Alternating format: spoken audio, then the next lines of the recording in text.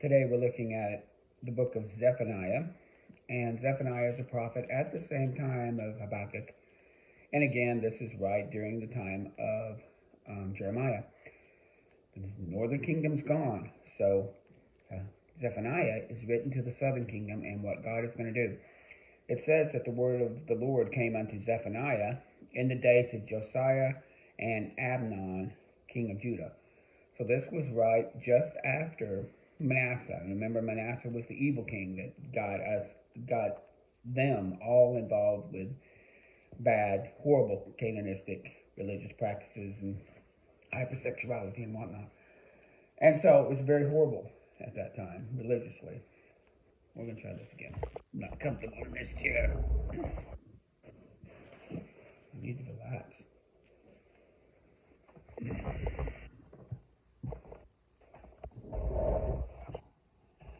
That's better.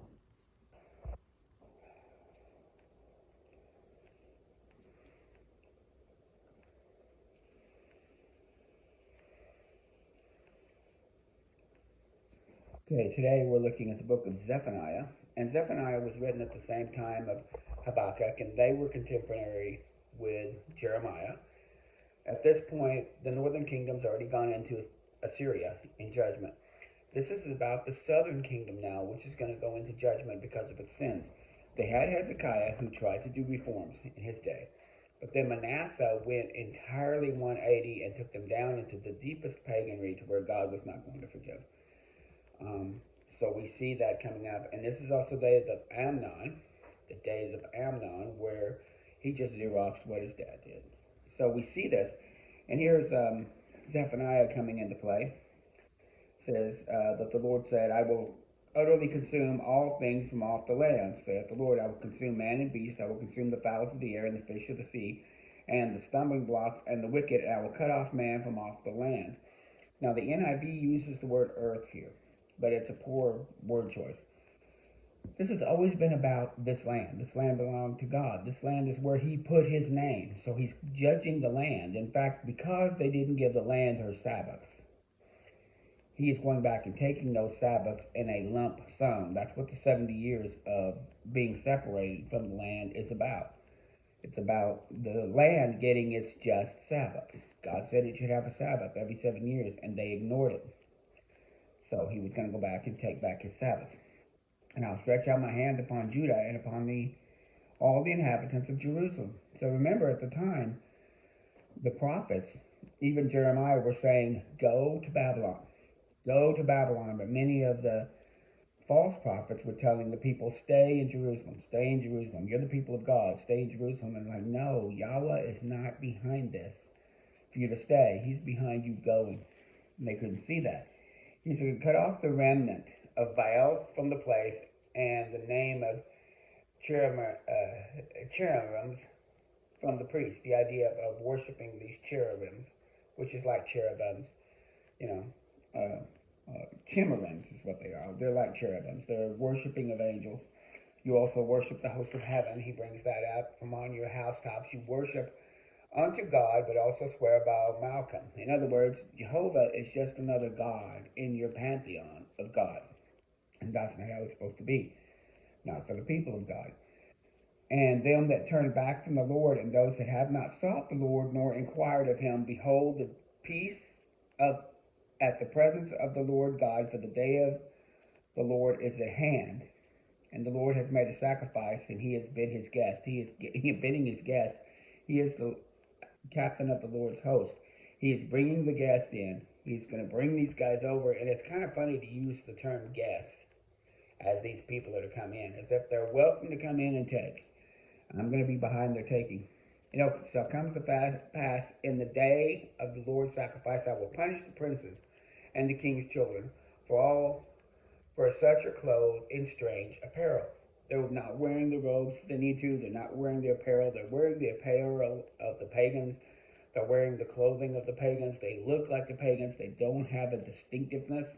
The people of God should have a distinctiveness.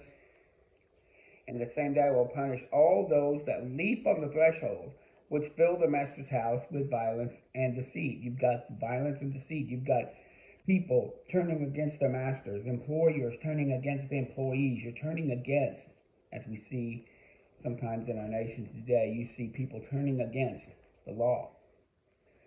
It came to pass in that day, saith the Lord, that there shall be a cry in the city from the fish gate, and a howling from the second gate. Howl, ye inhabitants, for all the merchant people shall be cut off, and that bear silver will cut off. The people that trade with Israel will be cut off. Therefore their goods will be a booty, and their houses a desolation. What you have is for others to take, and your houses will become a desolation. The great day of the Lord is near. It is near, and hastened greatly. Even the voice of the day of the Lord, the mighty man shall cry out bitterly. This is a day of wrath, a day of trouble and distress, a day of wastefulness and desolation, of darkness and gloominess. He can't get, any more clear. And the intensity and the emotion when you read Zephaniah that God is putting into these words. God's a very emotive God. He's a jealous God. He's a compassionate God. He's a merciful God. He's also a wrathful God. He's an angry God. So we see that emotions are very deep in God. We shouldn't just we almost have God as almost a this kind of Oz character who's behind the scene that has no emotions, who just plays games with people's lives. He's very emotive about this. The day of trumpet and alarm against the fenced cities. I will bring distress upon men, that they shall walk like a blind man, because they have sinned against Jehovah, against Yahweh. And their blood shall be poured out as dust. Neither shall their silver or gold be able to deliver them. If you think your riches are going to deliver you on that day, you're in wrong. Gather yourselves together, ye nations that are not desired. He talks about other nations also. But he says, seek the Lord, all ye meek of the earth. He is broadening it out. This is almost pre-church in the sense that I'm making this for all the meek in the area. All the meek in the area. Seek all ye the Lord, all ye meek of the earth, which have wrought his judgment. Seek righteousness, seek meekness, that ye may be hid in the day of the Lord's anger. He's warning the meek. Pull back. This is something that Jeremiah was saying. The meek should pull back, and he's pulling back the meek. Gaza will be forsaken, and Ascalon a desolation. We're kind of seeing some of this fulfilled now. They're becoming this. Although I don't think this is a direct fulfillment of this prophecy. Those lands also were always being pushed back down into desolation. They shall drive out Ashdod as noonday, and Ekron shall be rooted up. Woe unto the havens of the sea coast, and the nations there. The word of the Lord is against you. If you look at all those sea coastal ones that go up to Tyre and go down, God is against them. And I will even destroy them, and they will have no inhabitants. The sea coast and the dwelling shall be cottages for shepherds and folds for flocks. The coast shall be for the remnant of Judah. See, this is one where we're seeing today Israel moving on Gaza. And it says here that those coasts, all of that coast of Mediterranean, is a remnant for Judah. Judah will be able to move in. Now, how Israel is doing this is where I draw a little bit of inference. They didn't ask Yahweh how he wanted to proceed. They just proceeded. I think they're being too cruel. I think they're being too cruel to the people in the land. They have the right to do it, but I think their methodology is wrong. I don't think they've even asked Jehovah what he wanted to do about the situation. But for the Lord their God shall visit them and turn away their captivity. After the remnant comes back, they're going to come back into the land, and they're going to push all the way to the Mediterranean Sea. I've heard the reproach of Ammon and of Moab. He's going to again judge Ammon and Moab. And they shall become a perpetual desolation. Those areas have always been perpetually desolate. That's always been arid land. It's always had a struggle for people to survive there. That's what desolation is. It's hard for people to survive there. And the residue of the people shall spoil them. This shall they have for their pride, against they have reproached and magnified themselves against the people of the Lord's host. Moab, remember, has stood against Israel. Ammon has stood against Israel. Edom has stood against Israel. And God's going to say one day, enough. All you guys, when Israel comes back to me and sets up a correctness with me, then you guys are going to have to stop what you're doing. You don't have any value anymore. You were there only as a foible so that they may come back to me. Remember, he said that they didn't drive off the land, he was going to leave those people there as a thorn. So here they are. He talks about pride and how much pride they have. The Moabites were really known for their pride.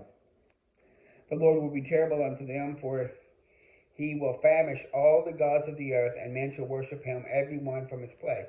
He also talks about the Ethiopians. He shall be slain by the sword that stretched out his hand against the north and destroyed Assyria. So he's again pushing north. He's pushing to the Mediterranean. He's pushing to the east with Moab and Edom. He's pushing to the north into the Assyrians. He's pushing to the south to the Ethiopians and to Egypt. So this is also setting up for what happens after the Babylonians, after the 70 years, after the remnant comes back. He's pushing against these lands. Flocks shall lie down in the midst of thee. You're going to be just a place for flocks and beasts. Their voices shall sing in the windows. Desolation shall be in the thresholds. This is the rejoicing city that dwells carelessly, that said in her heart, I am, and there is none beside me. They lived carelessly. I'll do what I want, when I want, how I want. And so he talks about them in 15. Woe to her that is filthy and polluted, to the oppressed city. She shall not obey my voice. She has not received their correction, and trusted not in the Lord. She drew not near to her God. In 3, we shift it back now to Jerusalem proper, to Jerusalem of that day. So we've talked about in chapter 1, God was going to consume all things in that area because people worshipped heavens, they worshipped astrology, they worshipped all these things instead of him. To Jerusalem especially, Jerusalem and Judea, because they were worshiping these things and they had turned away from their Lord. He also talks about the other nations now in chapter 2. In chapter 3, he goes back to Jerusalem, honing in. Her princes with them are roaring lions. Her judges are evening wolves. They gnaw at the bones till morning. There's a figurativism. These guys are like wolves that gnaw at the bones till morning. They're not good people. The prophets are light and treacherous persons. Her priests are polluting the sanctuary. The just God is in the midst thereof, and he will not do iniquity. See, when God does these things, he's not doing iniquity. He's not doing evil. This is justice. This is him being just. He is the just God. What we Christians forget is he was the just God before he was the loving God. God is love. God is love. God is love. God is just. He is judgment. He's going to judge people. He actually uses the word love here. I'm going to skip up to 3:17. He will love them. He will love over thee with singing. He's going to love over them with singing, but justice has to be taken care of first. That's something we Christians forget. We go right to the love. I want to show the love of Christ, but I'm not showing the love for Christ. I want to show the love of God. But once you share the love for God, see, what he's looking is love for him. And we're not doing that. We just want to hand that love to others, which they'll freely take. But we need to encourage them to love God. And we're not doing that so much. I will cut off the nations, and the towers shall be desolate. I will make their streets waste, and none that passes by, they will see that they're destroyed. I said, surely thou wilt fear me. Thou wilt receive instruction, so that the dwelling should not be cut off. He wants them to fear him, so that you wouldn't be cut off and corrupted in all your doings. Therefore, wait ye upon me, saith the Lord. Then he's going to, as he gets a little more end times here, he goes, I'm going to bring all these nations to you so I can judge them at once. That's what the book of Revelation is kind of about. When Israel is actually standing with Jehovah, it's going to draw the nations against them. Instead of him going to the nations over in North and South America and going to Europe, and he'll just draw all of them together into one big battle. And that's what he's saying here. Well, I will assemble the kingdoms to pour out mine indignation, even my fierce anger, for all the earth shall be devoured with the fire of my jealousy. I am jealous for you, and they're going to see that. And then I will turn to my people a pure language, and they may all call upon the name of the Lord. Now we're getting to the millennial kingdom. Now we're getting really going here. And from the rivers of Ethiopia, my supplants, even the daughter of my dispersed, shall have mine offerings. In that day thou shalt not be ashamed for all your doings, whereof thou hast transgressed against me. I will take away out of thee of them that rejoice in thy pride, and thou shalt no more be haughty in my holy mountain. I will also leave in the midst of thee an afflicted and poor people, that ye may trust in the name of the Lord. Again, he's calling for meekness, and sometimes in our affliction, we remain to keep that pride down. Affliction sometimes is there as kind of a blessing in a sense. It keeps our pride down. The remnant of the Lord shall not do iniquity, nor speak lies, neither be deceitful of tongue, shall be found in their mouth. Sing, O daughter of Zion, shout, O Israel, and be glad in all your hearts, O daughter of Jerusalem. The Lord has taken away all thy judgments. He's done judging. Judgment is over. In that day it shall be said of Jerusalem, fear not, and to Zion, let not thy hands be slack. The Lord thy God is in the midst of thee, is mighty. He will save, he will rejoice over thee with joy. He will rest in his love. He will joy over thee with singing. Here's a great example. It's not just us singing to God. God is going to sing to Israel. It's a song coming back. He's been jealous for Israel, and he wants Israel back. I will gather them that are sorrowful for the solemn assembly. Behold, at that time I will undo all that afflicted thee, and I will save her that halteth, and gather her that was driven out. He's going to go after the halted, ones that are driven out, and he's going to bring back. At that time I will bring you again, even in the time that I gather, for I will make thee a name and a praise among all the people of the earth. Even I turn back your captivity before your eyes, saith Yahweh. He's going to turn back this captivity. So this is kind of encouraging at the very end, that God's going to turn back the captivity. He's going to make it all good. He's going to pull it all right. And that's what he's going to do. And he said he's going to do it, and you can trust him to do it. So when we see Zephaniah, we kind of see these different pictures of what's going on.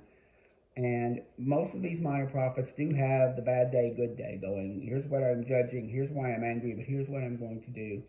Even in Amos, he had to throw in 4 verses. Here, Zephaniah also throws in some verses at the very end.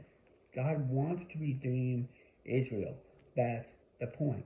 All we need for them to do is turn and go after their God. Maybe some of this affliction that's happening now in Israel is to bring Israel back to her God. Israel is now relying on other nations to save her. But God's going to take away those nations so that Israel will call upon him. He still wants him to have the land of the Palestinians. I'm not sure if the way they're doing it is how he's going to do it. They need to find their God. They need to approach their God. And they need to do things their God's way. Thank you.